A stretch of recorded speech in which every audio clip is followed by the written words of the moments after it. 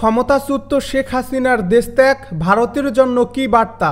বাংলাদেশের পদত্যাগী প্রধানমন্ত্রী শেখ হাসিনা ইস্তফা দিয়ে দেশত্যাগ করে ভারতে আশ্রয় নিয়েছেন।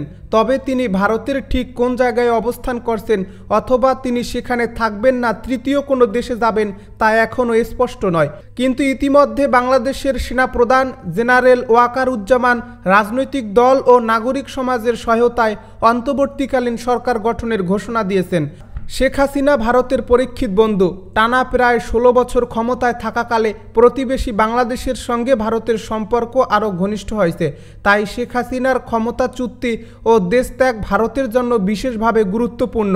ছাত্র জনতার আন্দোলনের মুখে বাংলাদেশের পদত্যাগী প্রধানমন্ত্রীর দেশত্যাগ 2021 সালের আফগানিস্তান পরিস্থিতি ও 2022 সালের শ্রীলঙ্কার পরিস্থিতির সঙ্গে তুলনীয়।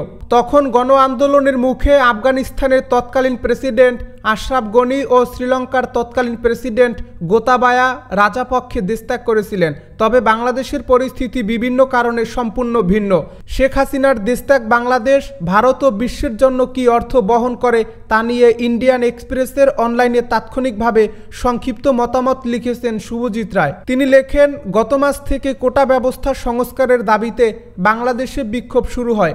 2009 সাল থেকে ক্ষমতায় থাকা শেখ হাসিনা গত জানুয়ারিতে টানা চতুর্থবারের মতো প্রধানমন্ত্রী নির্বাচিত হন। এরপর থেকে তার বিরুদ্ধে এই বিক্ষোভ ছিল সবচেয়ে বড়। শেখ হাসিনা বাংলাদেশের অর্থনীতির প্রবৃদ্ধি বাড়িয়েছিলেন, কিন্তু একই সময়ে তিনি বিরোধী দল, গণমাধ্যম ও নাগরিক সমাজের উপর নিপীড়ন চালিয়েছেন।